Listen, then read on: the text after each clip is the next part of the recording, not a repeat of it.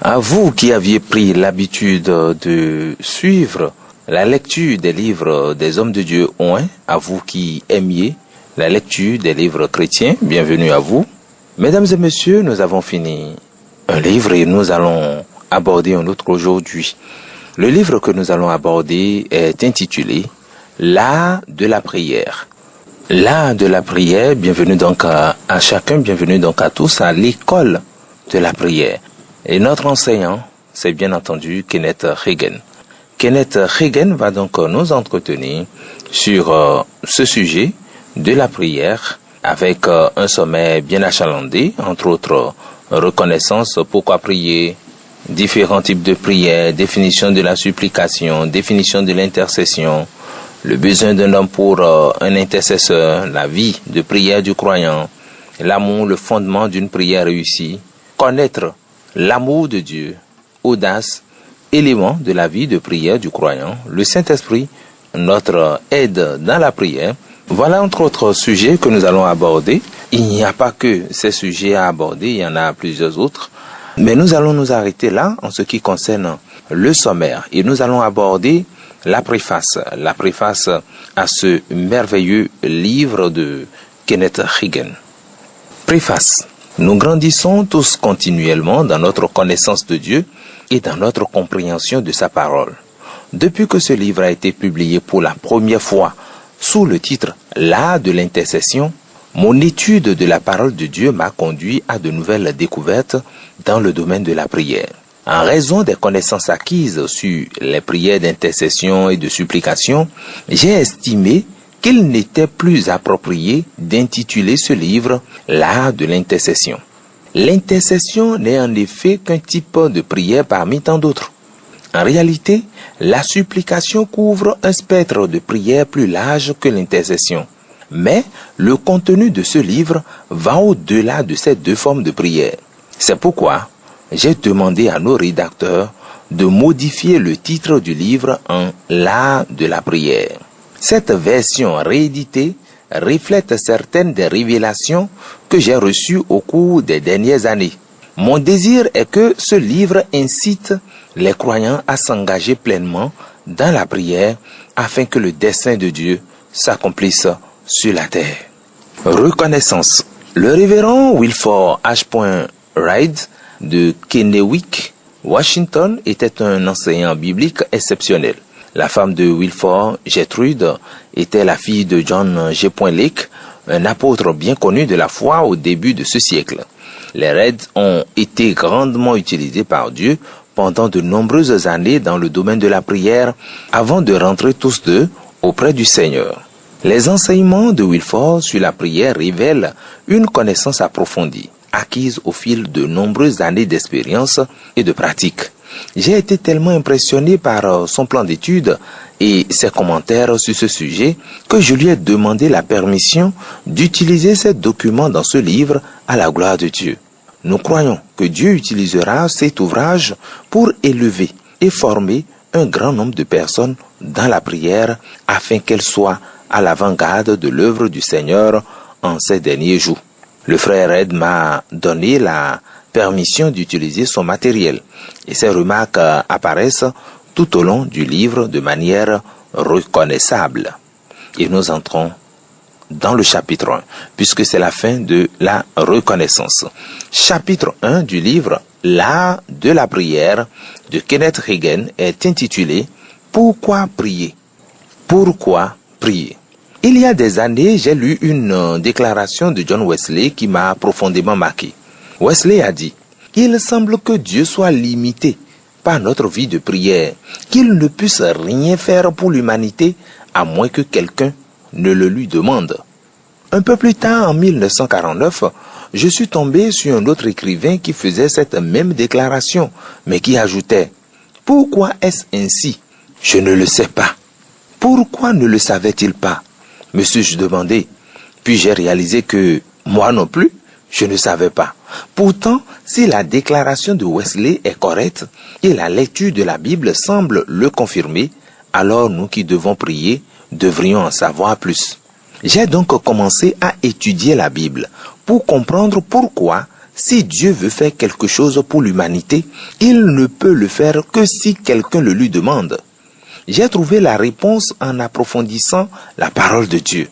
Vous voyez, certaines personnes se sont forgées l'idée que Dieu dirige tout dans ce monde. Mais ce n'est pas le cas. Pendant la guerre du Vietnam, un chroniqueur national de journal a écrit une colonne dans laquelle il déclarait ne pas être chrétien. Il précisait également ne pas être athée, car, disait-il, l'athée affirme qu'il n'y a pas de Dieu. Je suppose que vous me classeriez parmi les agnostiques, écrivait-il. L'agnostique dit qu'il peut y avoir un Dieu, mais que s'il existe, il ne le sait pas. En fait, je suis enclin à croire qu'il y a un être suprême. Je ne pense pas que le monde de demain sera un paradis millénaire. Alors que j'examinais la parole de Dieu pour comprendre le pourquoi derrière la déclaration de John Wesley, j'ai découvert une vérité que je n'avais jamais vue auparavant, malgré mes nombreuses années de ministère. En cherchant des réponses auprès du Seigneur, il m'a dit, retourne au livre des débuts. Je savais qu'il parlait du livre de la Genèse. Je l'ai relu. Je l'avais lu plusieurs fois auparavant. Je l'avais entendu enseigner dès mon plus jeune âge, à l'école du dimanche. Mais cette fois, je l'ai vu sous un jour nouveau. J'ai vu que Dieu a créé le monde et tout ce qu'il contient. Il a formé l'homme, Adam, et lui a dit, Adam, je te donne la domination sur toute l'œuvre de mes mains. Genèse 1, 26 à 27. Psaume 8, le verset 6. Dieu n'a pas dit, je vais dominer à travers toi. Il a dit, je te donne la domination sur toute l'œuvre de mes mains. Par conséquent, Adam avait la domination sur cette terre et sur ce monde. À l'origine, dans un certain sens, il était le Dieu de ce monde. Mais Satan est venu et a trompé Adam. Par un acte de haute trahison, Adam s'est rébellé contre Dieu et a livré son autorité à Satan. C'est ainsi que Satan est devenu le Dieu de ce monde. 2 Corinthiens 4,4 appelle Satan le Dieu de ce monde. En tant que tel, il a la domination. Où? Dans ce monde. Il conservera cette domination. Il restera le Dieu de ce monde jusqu'à la fin du bail d'Adam. Dieu ne peut pas légalement et justement reprendre cette domination au diable par la force. Le diable détient cette autorité ici-bas. Il a un droit légal parce qu'il a hérité du bail d'Adam. Et Dieu ne peut agir à moins que quelqu'un sur terre ne l'invoque et lui demande d'intervenir. C'est la fin du chapitre 1. Pourquoi prier? Et nous enchaînons avec le chapitre 2, différents types de prières. Priez en tout temps par l'esprit avec toutes sortes de prières et de supplications. Veillez-y avec une entière persévérance et priez pour tous les saints.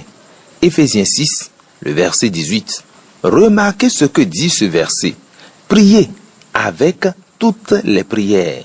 La version amplifiée traduit ainsi, priez avec toutes sortes de prières. Une autre traduction dit, priez avec tout type de prières. Mais la traduction qui résonne le plus en moi est celle de Goodspeed, qui dit, utilisez chaque type de prière et de supplication et en toute occasion, priez dans l'esprit. La Bible enseigne qu'il existe plusieurs types de prières et chacune suit des règles précises. L'erreur fréquente dans le monde ecclésiastique est de ne pas différencier ces différents types de prières. Nous avons tendance à mettre toute la prière dans le même sac et à tout mélanger. Or, beaucoup de prières ne fonctionnent pas parce que les gens appliquent les mauvaises règles. Prenons l'exemple du sport. Il existe le baseball, le basketball, le football, le golf, le tennis, etc. Ce sont tous des sports, mais ils obéissent à des règles différentes. Imaginez le chaos si l'on jouait un match de baseball avec les règles du football ou inversement. De la même manière, beaucoup sont confus en matière de prière. Certains disent, je crois qu'il y a un créateur quelque part, mais ils n'ont jamais lu la Bible ni mis les pieds dans une église. Ils justifient leur éloignement en disant, ce que les chrétiens disent de Dieu ne correspond pas à ce que je pense qu'un créateur devrait être. ni à ce que j'observe dans la nature. Mais certains ministres affirment, Dieu a tout sous son contrôle. Il dirige tout. Mais si c'était le cas, alors pourquoi ce monde est-il dans un tel désordre? Les gens se tuent, les enfants meurent de faim, des femmes souffrent, les guerres se multiplient. Si Dieu contrôlait réellement tout, voudriez-vous dire qu'il est à l'origine de ces guerres et de cette souffrance? Même un chroniqueur non régénéré comprend que cela ne peut pas être vrai. Dieu ne règne pas sur ce monde actuellement. Il ne gouverne pas encore pleinement la terre. Mais Dieu merci, un jour, il le fera. Pour l'instant, sa volonté ne s'accomplit sur la terre que dans la vie de ceux qui lui sont soumis. Cela est évident si nous acceptons ce que dit la Bible. Dieu ne veut pas qu'aucun périsse, mais que tous arrivent à la repentance. 2 Pierre 3, le verset 9.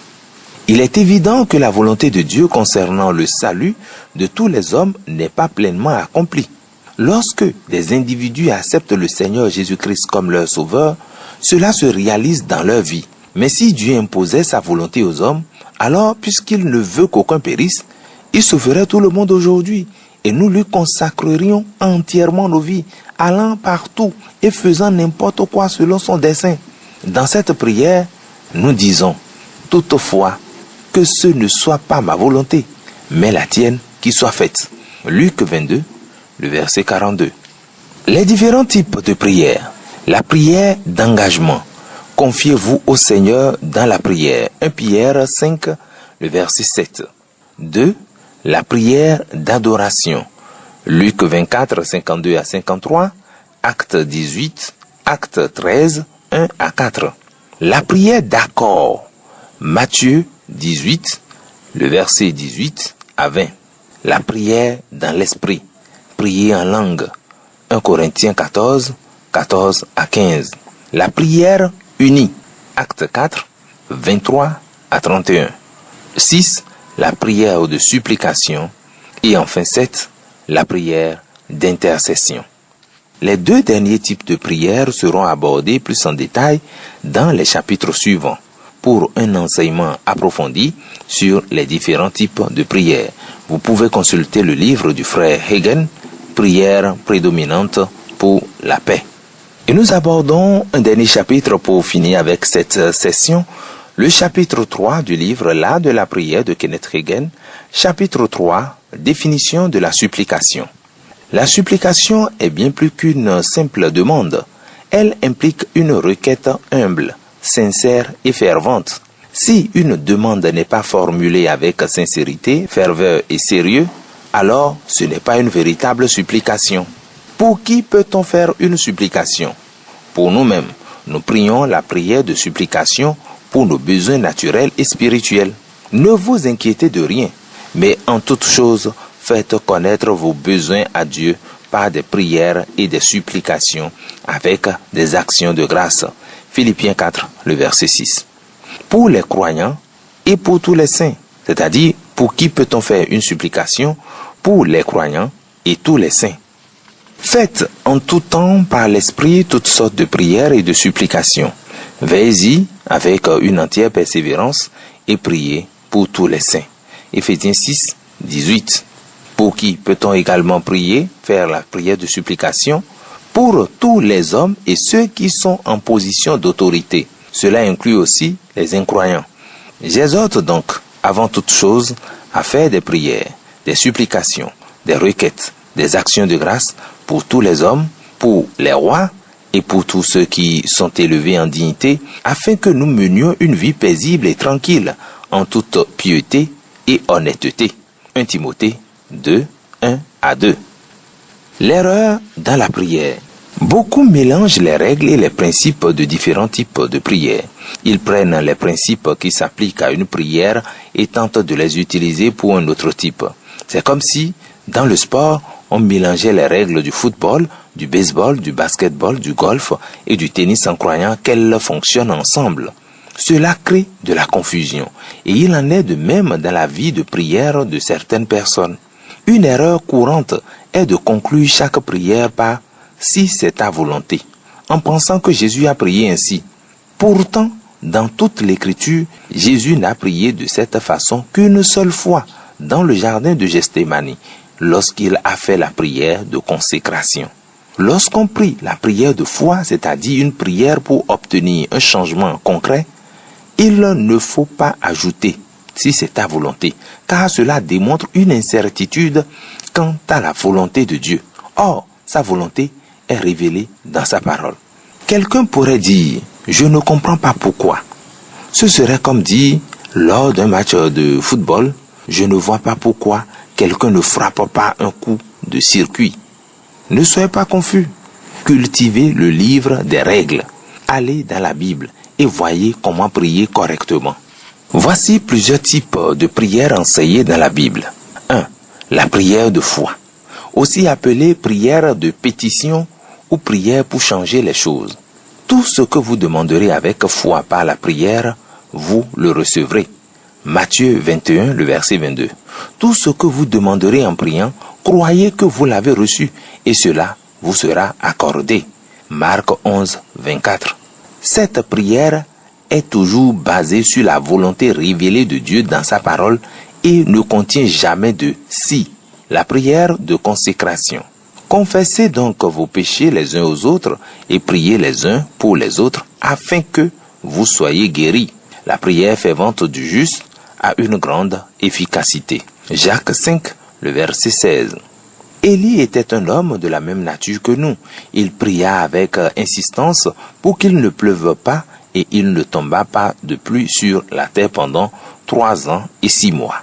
Puis il pria de nouveau et le ciel donna de la pluie et la terre produisit son fruit. Jacques 5, 17 à 18. Jacques 5, 16, version amplifiée. Confessez donc vos fautes les uns aux autres, vos faux pas, vos erreurs, vos péchés, et priez les uns pour les autres, afin que vous soyez guéris et restaurés dans votre esprit et votre cœur. La prière sincère, fervente et continue d'un homme juste met à disposition une puissance immense, dynamique dans son action. Remarquez les caractéristiques de la prière dans ces versets.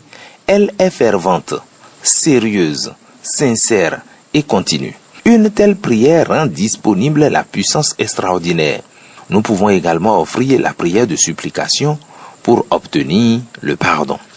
Daniel 9, le verset 2, le verset 3, le verset 17 et le verset 18 disent ceci. Daniel 9, 2.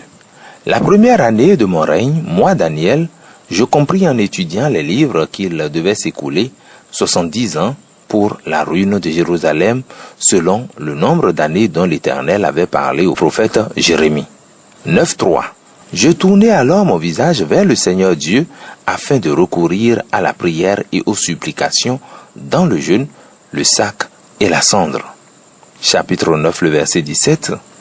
Maintenant donc, ô notre Dieu, écoute la prière et les supplications de ton serviteur, et pour l'amour du Seigneur, fais briller ta face sur ton sanctuaire dévasté. 9, 18. Mon Dieu, prête l'oreille et écoute. Ouvre les yeux et regarde nos ruines. Regarde la ville sur laquelle ton nom est invoqué. Car ce n'est pas à cause de notre justice que nous te présentons nos supplications, mais à cause de ta grande miséricorde. Bien-aimé, c'est là la prière faite par Daniel. Nous allons nous arrêter là, puisque c'est la fin du chapitre 3. La prochaine fois, nous allons commencer avec le chapitre 4, définition de l'intercession. Et nous allons donc continuer avec d'autres chapitres pour approfondir nos connaissances dans l'art de la prière. Je vous l'ai dit, bienvenue à l'école de la prière, puisque nous allons en apprendre beaucoup avec l'homme de Dieu Kenneth Hagin.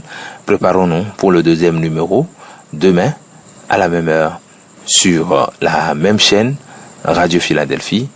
Portez-vous bien et à très bientôt. Jésus est Seigneur.